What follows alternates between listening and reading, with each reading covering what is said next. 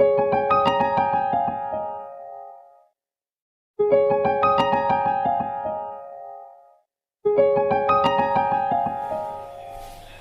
Morning students, आज शुरू करते हैं chapter 2 electric potential and capacitors.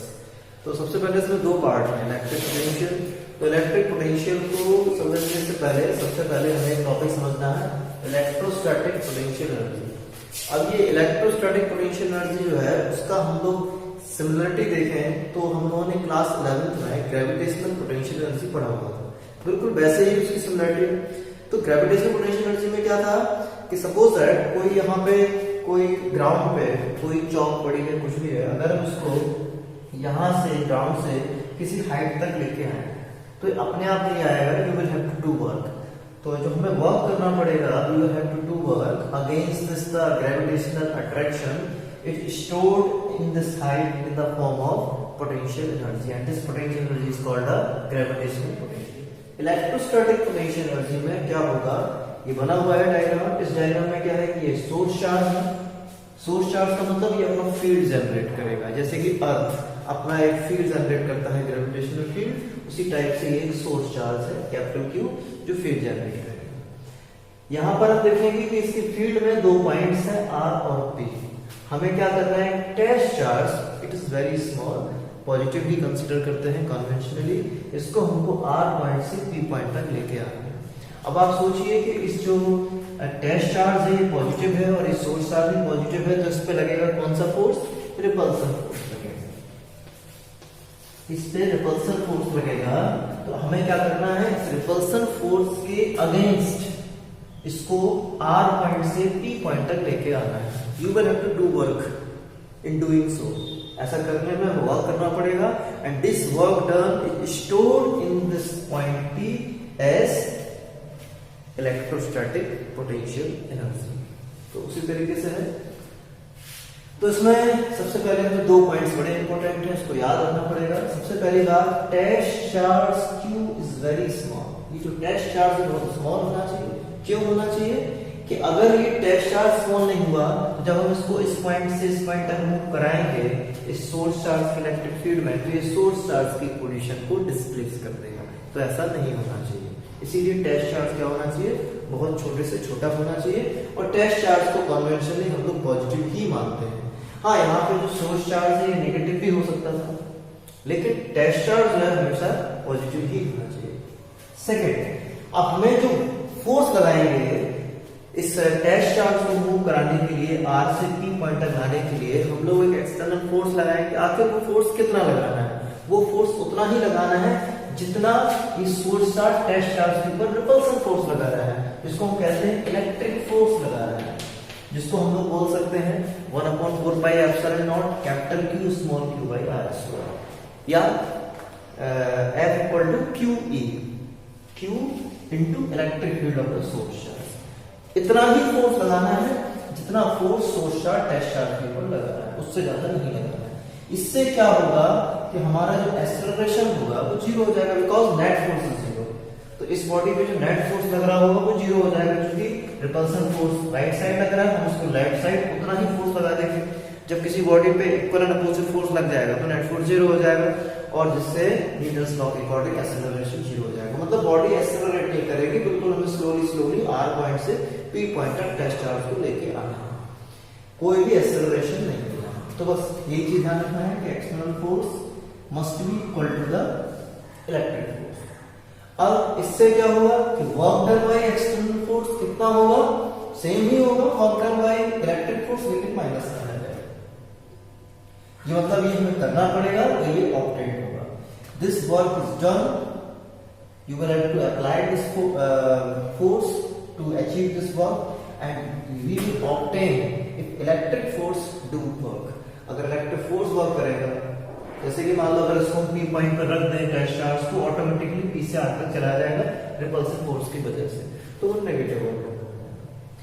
अब आगे समझते हैं हम लोग, आखिर work done by external force in moving a charge q from r to p कितना वर्क डन होगा, इसको रिप्रेजेंट करते हैं symbol Rp।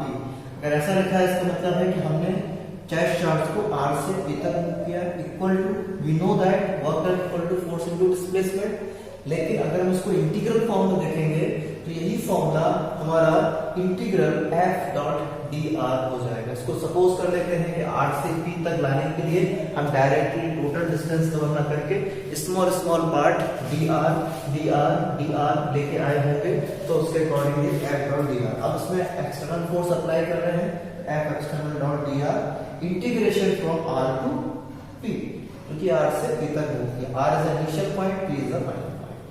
And we know that f external is equal to the minus of fe. If we put this, यहाँ पे अगर put कर देंगे f external equal to minus ft, तो यहाँ पे पुट करेंगे माइनस बाहर आ जाएगा। This work done against electrostatic repulsion force gets stored as potential energy। ये जो वर्क डन होगा वो एक पोटेंशियल एनर्जी के फॉर्म में स्टोर हो जाएगा रिपल्सन फोर्स के अगेंस्ट। एक्चुअली जो हम लोग निकालते हैं R से P तक के लिए हम लोग पोटेंशियल एनर्जी कैलकुलेट कर रहे हैं, एक्चुअली वो पोटेंशियल एनर्जी डिफरेंस होता है। तो potential energy difference between the point R and P denoted by delta U। This is the final potential minus initial potential energy UP minus UR। Final मतलब इसको हम फाइनली P तक लेके आए हैं, तो final minus initial which is equal to the same work done from R to P। तो actually जो हमने कैलकुलेट किया है वो पोटेंशियल एनर्जी डिफरेंस होता है, एक्चुअली ये पोटेंशियल एनर्जी नहीं होता है। तो this is a definition, important definition of the electric potential energy difference. This is from the NCERT. ये एनसीईआरटी बुक में बिल्कुल एज इट इज आपको मिल जाएगा, इसलिए आपको इसको लर्न रखना है, इसके एक पॉइंट्स को याद रखना है।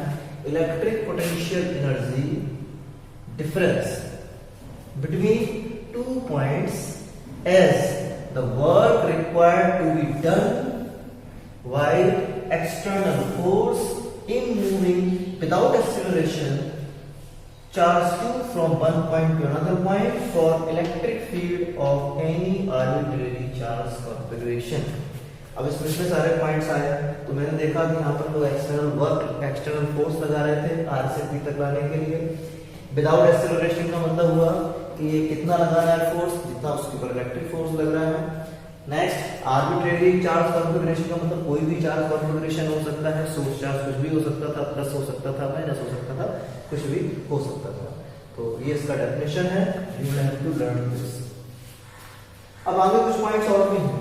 ये जो वर्क डन करते हैं it not depend on the path, it only depends on initial and final position. इसका मतलब है कि हम R से P तक किसी चार्ज को लेके आए, चाहे हम ऐसे लेके आ जाए, चाहे हम ऐसे पाथ से लेके आ जाए, चाहे वैसे लेके आ जाए, कोई भी पाथ फॉलो करेंगे हमारा आंसर यही आएगा, WR इक्वल टू दिस। या कह सकते हैं कि ये आएगा, चेंज नहीं होगा, पाथ पे डिपेंड नहीं करता है। इसका मतलब क्या हुआ कि this is the fundamental concept of conservative force. ये जो हमारे पास इलेक्ट्रोस्टैटिक फोर्स होता है, this is the conservative force. Conservative force का डेफिनेशन ही होता है कि work done by this force not depend on the path followed, only depends on the initial and final position. Gravitational force जो हमने पढ़ा हुआ है 11th में, वो भी कंजर्वेटिव फोर्स में ही आता है। नेक्स्ट पॉइंट है, अगर हम लोग ये एज्यूम कर रहे हैं कि ये जो R पॉइंट है वो इंफिनिटी पे है, बहुत दूर है, और इंफिनिटी पे पोटेंशियल एनर्जी को हम लोग जीरो एज्यूम कर लेते हैं, जीरो होता भी है। तो अगर ऐसा कंसीडरेशन ले लें, if potential energy zero at infinity, तो हमें क्या करना है, इस इक्वेशन थर्ड में UR की जगह पे जीरो रख देना है, क्योंकि मैंने R पॉइंट को कहाँ मान लिया है कि इंफिनिटी पे है। जब इसको सॉल्व करेंगे W इंफिनिटी टू P, क्योंकि हम इंफिनिटी से P पॉइंट तक लेके आ रहे हैं, we get UP minus infinity equal to UP। मतलब क्या हुआ, potential energy, this is the potential energy of charge Q at any point in the electric field. ये किसी भी पॉइंट पर किसी सिस्टम की पोटेंशियल एनर्जी हो जाएगी। कब हो जाएगी, when work done to bring the test charge from infinity to a point in the electric field of the charge configuration is the potential energy of the charge Q at this point। Students, तो अब नया topic start करते हैं, electrostatic potential. तो electrostatic potential जो है, electrostatic potential difference जैसा ही है, या पोटेंशियल एनर्जी जो डिस्कस किया था उस जैसा ही है। तो इसका डेफिनेशन क्या है, उसके लिए फॉर्मूला देख लेते हैं, जिससे डेफिनेशन बनना आसान हो जाएगा। Electric potential difference between two point is equal to the Vp minus VR। Condition वही है कि R से P तक लेके आ रहे हैं, तो उसके बीच में पोटेंशियल डिफरेंस कितना होगा, VP minus VR equal to work done on test charge, work done per unit test charge, work done from R to P per unit test charge। और ये work done किसके इक्वल था? Electric potential energy difference equal VP minus VR upon Q। तो इसका definition लिखा है electric potential difference का, electrostatic potential difference between two point defined as work done to bring unit positive test charge from one point to another in electric field of any charge configuration. हम लोग बस इतना assume कर लेंगे कि हम जो टेस्ट चार्ज है उसको यूनिट मान लेते हैं कि सपोज दैट 1 कूलॉम है, यूनिट पॉजिटिव टेस्ट चार्ज को between two points electric field में ले जाने के लिए जो भी वर्क डन होगा that is the electric potential difference. अगर हम एज्यूम कर लें कि इंफिनिटी पे 0 है, मतलब जिसको मैंने R पॉइंट माना है, R को 0 कर लेंगे, VR इक्वल टू 0, तो मेरा आ जाएगा electric potential at a point in the electric field work done from infinity to P upon Q। इसका मतलब क्या हुआ, इसका डेफिनेशन बन जाएगा, सपोज दैट ये कोई सपोज कर लेते हैं टेस्ट चार्ज हो गया, सॉरी सोर्स चार्ज हो गया, और यहां से क्या करना है, इंफिनिटी से इस पॉइंट तक किसी यूनिट चार्ज को लाने में जितना वर्क डन होगा that is the electric potential at this point. इस पॉइंट पे मेरा इलेक्ट्रिक पोटेंशियल आ जाएगा। तो electric potential at a point in the electric field of the source charge is defined as work done to bring unit positive test charge from infinity to that point of the field. This is the definition, VP आ जाएगा। और अगर from one point to another point in the field होगा तो वो electric potential difference के लिए आ जाएगा। बस इतना समझा है। Now we calculate electric potential due to point charge. अब पॉइंट चार्ज के लिए कैलकुलेट करेंगे यही फॉर्मूला अप्लाई करते हुए। सपोज मुझे P पॉइंट पे इलेक्ट्रिक पोटेंशियल कैलकुलेट करना है, इस P पॉइंट पे देखना है कितना पोटेंशियल होगा। तो मैंने क्या बताया था कि टेस्ट चार्ज को इंफिनिटी से P पॉइंट तक लाने में जो भी वर्क डन होगा बस उसको कैलकुलेट कर लीजिए, आंसर आ जाएगा। तो हम लोग कैलकुलेट करते हैं कि इंफिनिटी से P पॉइंट तक। तो इसके लिए क्या करते हैं कि इंफिनिटी से P पॉइंट तक आने के लिए हम उसको छोटे छोटे पाथ्स में डिवाइड कर लेते हैं कि सपोज इसके बीच में 2 पॉइंट्स हैं, इंफिनिटी से लेकर P पॉइंट तक के बीच में 2 पॉइंट हैं A और B। A से B तक लाने में कितना डिस्प्लेसमेंट करना पड़ रहा है, dx। तो हम लोग A से B तक के लिए वर्क डन कैलकुलेट कर लेंगे, फिर इसके बाद इंटीग्रेट कर देंगे इंफिनिटी से P पॉइंट तक। Now we get the answer, मुझे मिल जाएगा। इसका मतलब है कि मुझे जरूरत है इसको निकालने की। इसको निकालने से पहले हम A टू B तक का वर्क डन निकालेंगे। Now we integrate infinity to P। सबसे पहले निकालेंगे फोर्स। ये देखेंगे कि अगर A पॉइंट पे कोई सपोज कर लेते हैं टेस्ट चार्ज रखा हुआ है जो कि x डिस्टेंस पे है सोर्स चार्ज से, तो उसके लिए फोर्स कितना होगा, force on test charge Q at A this is equal to 1 upon 4 pi epsilon naught Q upon x square. Now we calculate work done from A to B through displacement only dx. So now we know that work equal to force into displacement F dot dx। अब देखेंगे force और displacement की जो direction है वो just opposite है, क्योंकि displacement कर रहे हैं हम लोग लेफ्ट साइड और फोर्स लगा है राइट साइड, तो इसके बीच में एंगल होगा 180 degree. F dx cos 180 and we know that the value of cos 180 is -1, so now we get minus F dx. Put the value of F 1 upon 4 pi epsilon naught, ये Q capital Q आ जाएगा, Q over x square dx। Now integrate both the sides, so we get work done from infinity to P। तो दोनों तरफ integrate कर देंगे।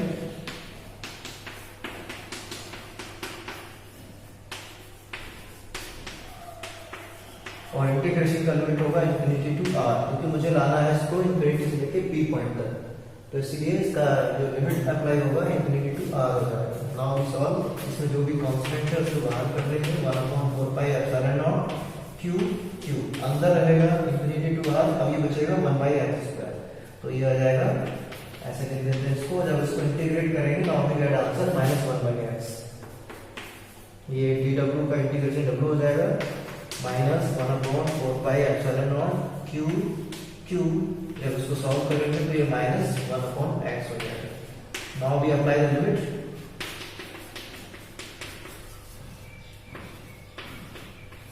अपर minus lower -1 by r -1 by infinity infinity और 1 by infinity 0 हो जाएगा, तो केवल बचेगा -1/r।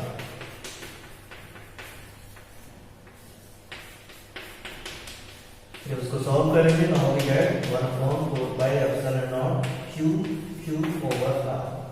ये आ गया वर्क डन। ये वर्क डन आया इंफिनिटी टू P पॉइंट तक के लिए।